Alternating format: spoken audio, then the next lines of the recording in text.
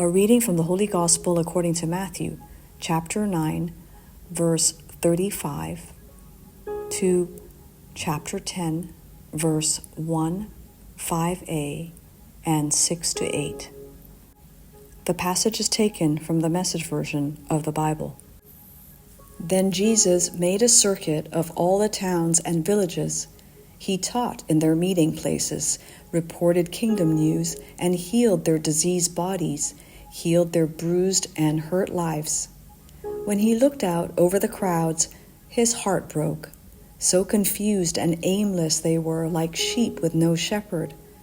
What a huge harvest, he said to his disciples.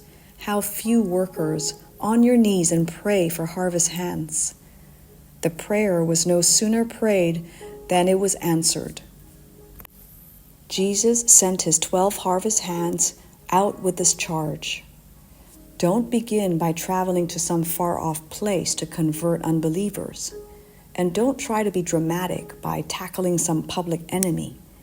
Go to the lost, confused people right here in the neighborhood. Tell them that the kingdom is here.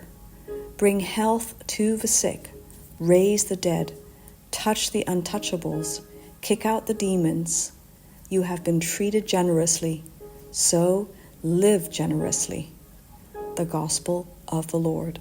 Good morning. Let's listen to a short reflection according to St. Matthew chapter 9 verses 35 to chapter 10 verses 1 and 5a and 6 to 8. The harvest and the call. Jesus commissions his disciples to go first to the lost sheep of Israel, apparently sounding to exclude the non-Jewish people. In the course of history, divisions occurred between Christians and Jews, who share a scriptural heritage. However, this shared history is also marked by scars of misunderstanding and prejudice. Advent, a season of preparation and reflection, calls us to examine and heal any lingering traces of anti-Jewish sentiments in our lives. As Pope Francis reminds us, a Christian cannot be an anti-Semite. Our roots are in Judaism.